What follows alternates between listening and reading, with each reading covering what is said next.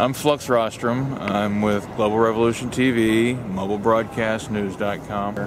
I went to New York for 9/11, and then a week later, Occupy started. So I was in for a week of meetings. And day one, we had a plan to go to the Chase Plaza, and that's what we were going to occupy. But when we got down to Bowling Green, the park next to the Bull, we got word that Chase Plaza was completely surrounded by riot cops, and it was not going to be feasible. And so the how many of you were there that day? A couple hundred. There was a I don't know what the committee was, but there were a group planning contingencies if other places that we could occupy, So there was a plan to go, they had other places in mind. So they picked one, and it happened to be Zuccotti.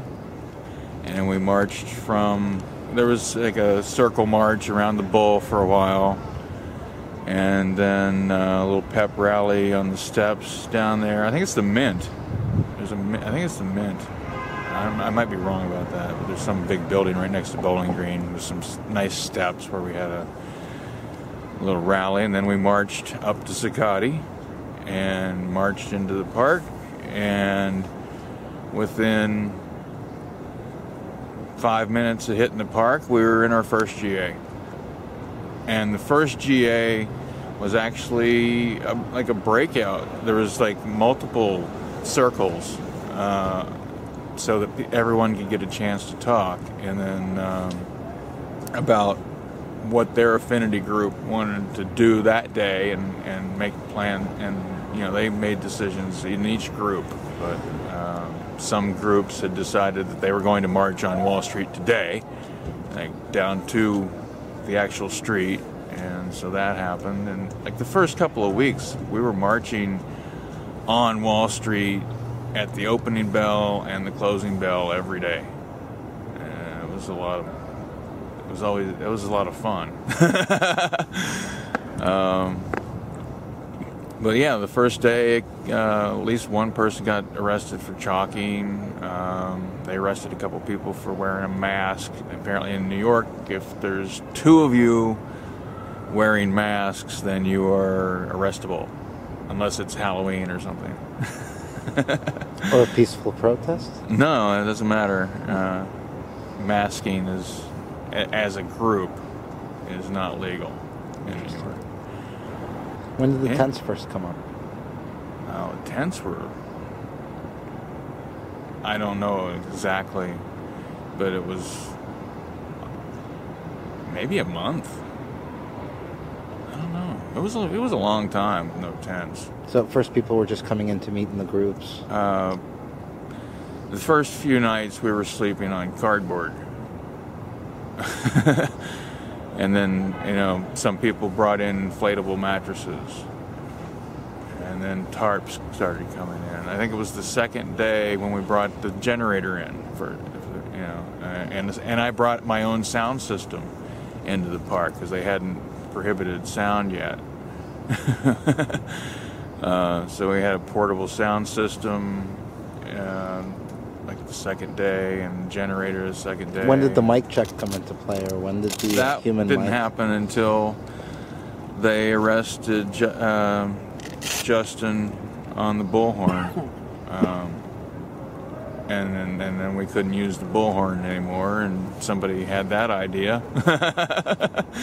And then it was really weird seeing other occupations doing mic checks. And what was that like? Well, whose idea was it to basically put up the site and let it spread? Was that something that you consensed upon? Was that something available from the beginning? How to start an occupation, encouraging others to start? I don't think anything like that went up until other people were doing it already. So what was it like seeing other occupations start in other cities? It was pretty cool. I mean, the first day, it was a Saturday. I thought by Monday they'll sweep us out of here because they don't want the business people seeing this stuff. I hadn't known we were fully intending to occupy and stay for as long as we could, but I think most people had a little in the back of your head, you know, like, Mondays. If we get to Monday, we're going to be good. That's awesome. Great action. If we get to Monday.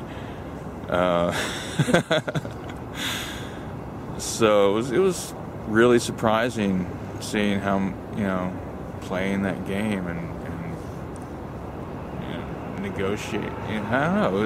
It was inspiring. I mean, I was actually I've been traveling the country and documenting social justice issues and protests since 2003, and I was about to give up because I was just damn tired of going to protests and seeing the same people march down the street with a sign, chanting the same chant and holding the same sign, no matter what the issue was. And what started me in activism was 9/11. I wanted to go to the anniversary, and then there was this other thing, and they'd say, oh, they're going to stay? Well, that's different. So I got interested in that, and because it was different, and I figured that by Monday we'd be done, and that would be my last hurrah in this realm of journalism, and I could do something else. But that ain't happening. Ain't happening now. Seeing it from the sort of from the beginning of the movement until now, do you think it's been effective? Yeah. Why? Alarmingly effective in rally. Well, there's different ways it's been effective. The most important way is energizing a large section of people who aren't activists. You know, I'm not seeing the same people. I'm seeing some of the same people, but not. It's not the same. You know, it's like the same people that I was used to seeing at the march and chant and hold your sign things. They were down at Freedom Plaza. They were at the other DC occupation, which wasn't technically a part of the occupation because it was planned long before anyone thought of occupying Wall Street. It was completely separate, but a similar idea. And I guess you have to just accept at some point when our society starts to evolve, we start having these ideas that are the same, whether you're communicating or not. It's like I've heard so many people take credit for coming up with "we are the 99%," and they probably all think they did create it. You know, they could have had the same idea at pretty much the same time because it's a good idea. Right. So who came up with that? About 50 people. Who knows? I mean, who knows who did that? I have no idea. There's one guy in Zuccotti that claims he thought it up in the shower. And then I found out recently that there's this guy, David DeGraw, who wrote a book a couple of years ago about the 99%, and that there was a 99% movement, you know, a year ago, small, didn't get any traction, but I mean, it's just, you know, you can't, some of these ideas you just can't own. It's a collective consciousness thing that just comes out of us at the right time. Where do you think the Occupy movement is going now? Now that a lot of the encampments, now that Zuccotti's been cleared out? Well, hopefully it won't go just to the internet. I don't see that happening because everyone who's involved in it is very action-oriented.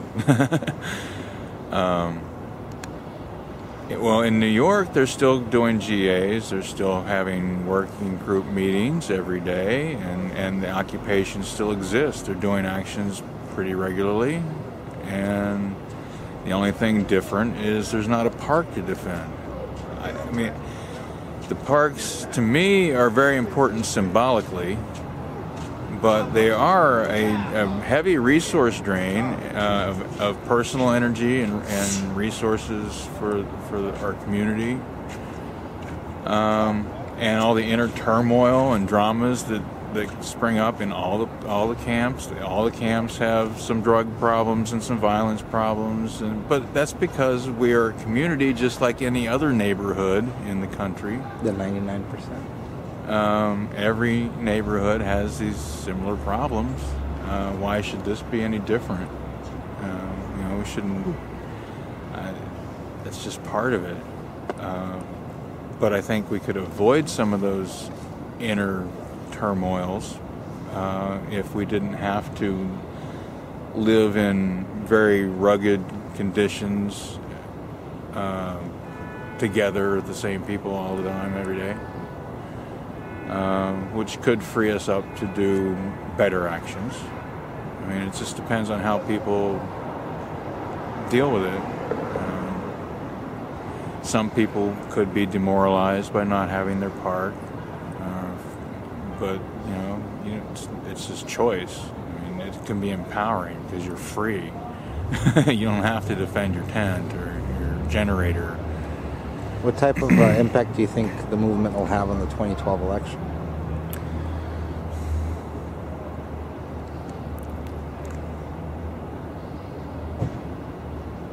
None. We got two choices. They're both bad. One of them's going to win. How are we going to affect that?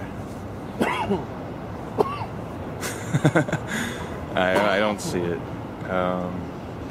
We can certainly have a good time and expose a lot of people to the lies that these people are telling, and try to wake up more people to get involved. And it's a great tool for that because all these people are trying to impress everyone with their. Well, I guess they're trying to impress. I mean, some of these Republican candidates are. They're just bad. They're everything that America is not supposed to be, and yet they cloak themselves like they're super patriots, and it's just disgusting. I mean, we're going to have a choice between Obama and one of those guys. I suppose Ron Paul would probably be the best of their group, but I wouldn't support him. There's things about him that are really I think are kind of messed up too. I think we need a third party. Do you think this will grow into a third party? I hope not. I think the occupation movement will lose our power and be channeled into traditional methods and all the same bureaucracy problems that any other party has. I think we have a lot more power by being elusive and flash mob-like in our autonomous, nonpartisan, we don't care who you are. If you're a bad person, we're going to call you out. I think there's a lot more power in that than trying to prop up a Occupy party. The candidates should be judged on their individual merit, regardless of their party. And I think until we break the two party that is one party stronghold on the country, then we're not going to have a chance at getting real representation. I don't know if, people need to stop voting for the lesser of two evils and vote for their dreams. and know that they're not throwing away their vote, because to get on ballot access is difficult for small parties. You have to have a lot of money or a lot of signatures, and it's not something that small parties can really do well unless they're getting votes. If your party has to get a certain number of votes each time to get ballot access the next time. So if people would start voting for these third parties, they would that would free them up to not worry about ballot access so much, and they could maybe, run a good candidate. When did you start streaming? Noon on September 17th. There was a group of about 10 of us that were working on live streaming, and everybody else paired up with another person doing the buddy system. I've been a lone wolf since 2003. I didn't want to be paired up, and everybody else was sitting in a coffee shop at noon going over the settings and stuff, and I was like, hey guys, it's noon. I'm gonna go out there, and I just went with it. So the first couple weeks I was doing a lot of streaming, and then I became more of an administrator and a live stream manager with Global Revolution TV, kind of by default. I had a hernia at the time, and I couldn't lug all the equipment around for very long. So I just could not lug all the gear, and so I ended up mixing live feeds for most of the time. Are you streaming here? I've been streaming here. I have multiple ways of streaming. This is the webcam to the laptop and the backpack, but I don't have the backpack with me. I just didn't want to take it off the thing. I also stream from the cell phone. Do you stream with this camera? No, this is just. See, I got a pretty good following on YouTube, and I enjoy editing, and that's what I've been doing. I actually get a lot more views on my edited pieces than I would get from people watching a live stream. So it's really important to me to have something at the end of the day that I can edit. Ambulance. So there, I do it with the cell phone, two-fisted, but that's kind of hard because it takes both hands. I can't zoom and stuff. I'm really happy with this method, except the backpack's kind of heavy to lug around, but not that bad. I don't have it on me, but I've got in March, GoPro is coming out with a live streaming attachment for their miniature HD extreme sports cameras. So when that comes out, I'm intending to attach one of those there and lose the cord. That ought to be good. But yeah, I'm streaming here and from here. I actually came to DC in the first few weeks to a month of their occupation and helped set up their media tent. Trained a few people, dropped off some equipment from Global Rev. And your live stream or Ustream channel, and what's your YouTube? My YouTube, I'm FluxRostrum, FluxRostrum. That's my Twitter, that's my YouTube. Fluxview.com is my personal website.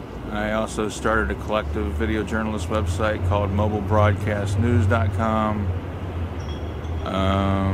My live stream, I live stream to the Mobile Broadcast News live stream channel, and I Ustream to my FluxView USA. What do you prefer better, live stream or Ustream? There's pluses and minuses to both. If you are mixing a collective channel of multiple streamers, you got to use live stream. If your camp has a live stream account and one person who wants to mix everybody's feeds together, that's the way to go. And they could be using Bamboozer or Ustream or Livestream or whatever. It doesn't matter where your feed's coming from if you have a collective live stream account, because you can use a screen capture tool from LiveStream called Procaster to capture a section of your screen where you can put 1 or 2 live streams going at the same time and do a split screen. I think when people put more than 2 on it once, it's you can't see it. You know, it's not as enjoyable. It's like, wow, look at all those feeds, but what's going on in there? And where's the audio? Which one's playing the audio? Where's that? You know, it's confusing for people to see that much stuff. But I think you can go 2. Well, thanks for your work, man. Vote for Vermin Supreme for president. VerminSupreme.com.